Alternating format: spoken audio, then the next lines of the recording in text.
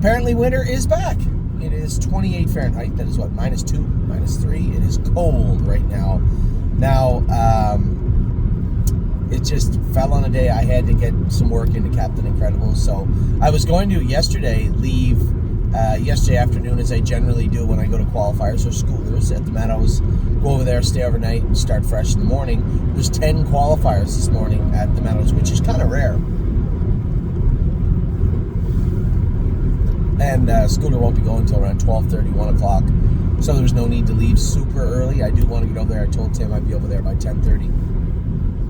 So I just have to leave the barn by 8-ish. So I asked Jason to make sure the trailer was ready to go and the horses were loaded.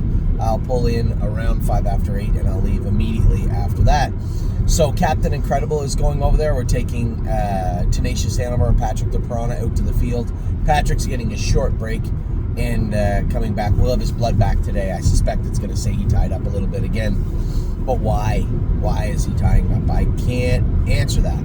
So he fits in numbers and nothing virtually now. We're going to bring him over to the Meadows, give him a little break at Jacob Schaefer's farm, and then back to work at the Meadows. I outlined that this week's videos, I think, at the start, or one of the videos I had.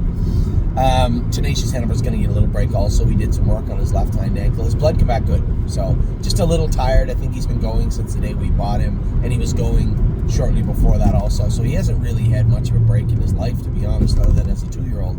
So we'll give him a little time off and get him back going also. Again, you may see him start at the Meadows. I don't know yet where we're going to start him. We'll see. And then Captain Incredible will be the only active horse on the trailer. He's going to school today. It's going to be cold.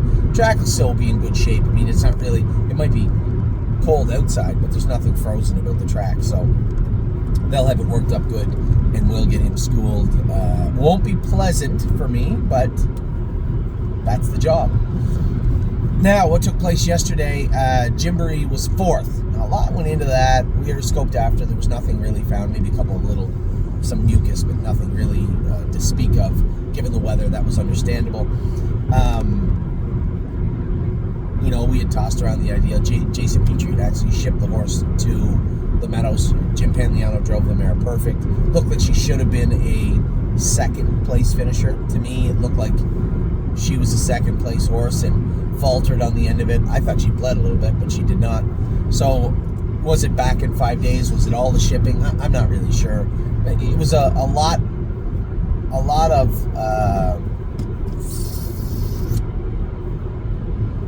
what's the best way to put it? When you factor in the 5 days back in racing, the shipping all the way to the Meadows, all the shipping in short periods of time, did that play a role? I suspect so. But it looks like the Gilda filly is well on her way to pummeling the Bobby Weiss race. And I only saw one leg. I don't even know how the other legs, if there was other legs, how they went. But from where I can sit, I don't think running Gymboree down there every week to be, hopeful to be second, but likely to be 4th is very productive, especially when she can probably beat up on a class at Northfield or the Meadows, or quite frankly, I'd asked Dominic about bringing her back over to Ontario. I didn't realize she made that much money in 2. She's 2 wins and like 50,000 Canadian made, which leaves her in the nominals of 2 for 2,000, and then she has to move up there also. So I'm thinking likely, and quite frankly, you could send her to Oak Grove. Now, her stakes don't start until June in Oak Grove, but condition races are down there the entire time. So we'll look at the condition sheet, look how difficult it is. That's an option also. I know that, with the unfortunate circumstances surrounding Arson in his racing career, it's put a dent into what we were planning on doing. Eric and I and Kathy had conversations behind, what are we going to do with this horse? The whole point was, I didn't want to go down to Oak Grove and get beat up again this year. First year was great. Second year, we got down there a little bit early, and I believe I sent Eric and Kathy ill-equipped, right? We sent Brace for Landing to do in the open. It's not an open trotter. We sent a number of horses that could do, and they ended up not being able to do, and it was a pretty frustrating time, and I just didn't want to repeat that. So I wanted to make sure that we had the right tools for the right job. Arson's races started at the end of April, so that was our staging point, so to speak. Now that's completely changed, right? So What do we do moving forward? I don't know. In regards to Gymboree, we could stay at Northfield, easy. We could go to Oak Grove, also easy. I don't think the Poconos is wise.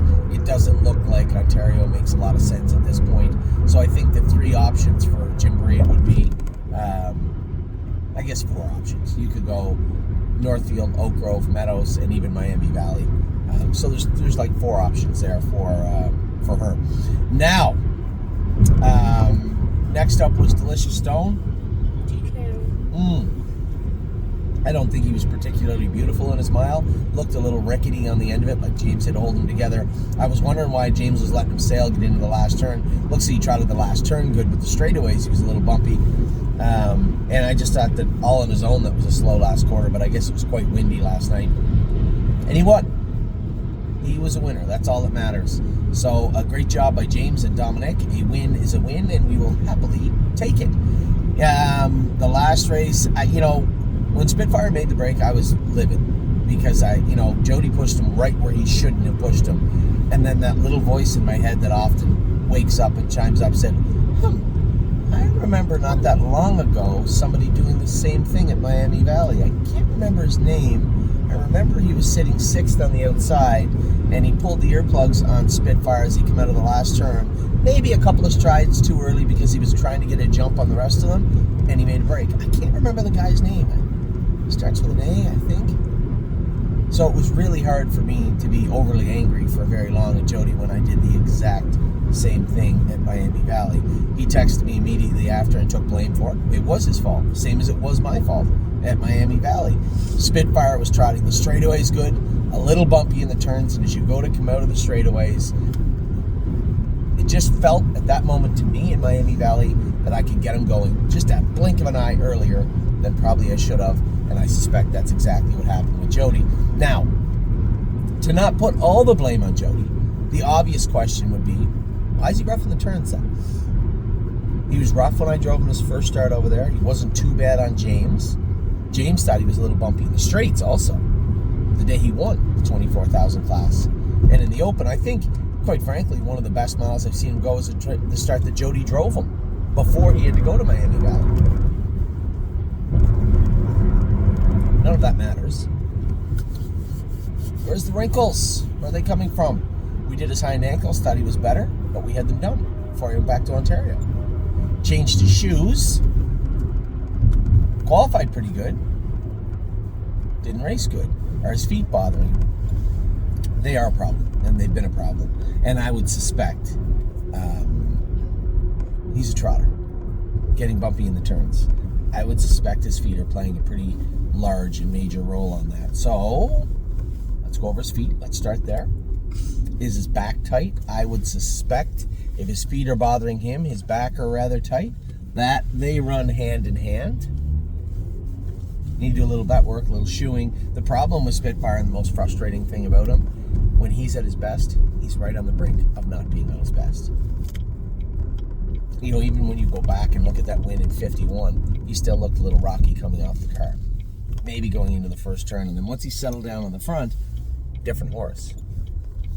He is fractious by nature. Yes. So, you're going to have to go over him with a fine-tooth comb. We're going to have to revisit his shoeing. Is that what Dominic wants on him? Is that what is best for the horse? Because although I can sit here and say, yeah, it was Jody's fault he made a break, it does beg the question, why was he rough in the turns to begin with? That wasn't Jody's fault. So let's get to the bottom of all the problems. What it looked like to me was he was going to be an easy second. My layman eyes, it was going to be an easy second. So how do we polish up Spitfire? It would be easier if we had a clear view and a clear idea of what his issues were. He has a number of little things that bother him, nothing serious. But you put enough little holes in a boat, it's going to start to sink. So what we need to do is take a look at his shoeing. Start there. Start with his feet. How sore are they on a scale of 1 to 10? And if the level of discomfort is a little higher than we like, how do we scale that back to a lower number? The good news is he can wear a number of pairs of shoes. Right now he has mushroom bars on, which he qualified very well in. Did not race well in. He had aluminum egg bars up front when he won 3 in a row at the Meadows and came over to Ontario. He was decent in those also. He wore flip-flops at 2 and 3. He can race in those also. So it's not that Spitfire needs a specific kind of shoeing. We need to get the shoes that he's comfortable in right now. So start with his feet. Go over him after that, how tight. And you can tell the level of discomfort by his feet by how tight his back is also. And then you have the added wrinkle where his liver count is still high. There's nothing we can do about that. It's coming down. It's the same liver count he qualified in. It was elevated when he won his last race in the Meadows also. Not near what it is right now, but it is coming down. Does that play a role? Is some of the discomfort coming from that actually also? It's hard to tell. So we have a number of things, number of rocks to look under in regards to Spitfire overseas. The good news is there's nothing serious. Bad news is he made a break. We're going to try our best to get that fixed up and get him squared away. So that is your update for today. I am moments from dropping the kids off at school, which puts me moments from being at the barn, which puts me mere moments from being on the road over to the Meadows. I'm going to school Captain Incredible, drop 2 horses off. I'm going to pick Gymboree. You have your map testing day, so good luck. Are you ready? Ollie, is yours today too? Yeah, the whole school. Is your map testing on comics? Because that's what you're reading right now. I'm just curious. Really? What's your... What do you want me to study in the car when I have Wi-Fi? Well, I don't know. You play your game in your car, and you don't have Wi-Fi. There's two devices in this car with Wi-Fi on right now. So don't give me that. But anyway, study up. Be ready for your map testing. I'm going over to... Tell me why. You're giving map test training courses. No. Addie Bear, do you have map testing today? Oh, I'm watching. So everybody study up, do good in your map test. I'm going to go over in school today. I'm going to take home Captain Incredible. There's no point in leaving them over there. They don't qualify next week, which is untimely, but it is what it is. So Captain Incredible will...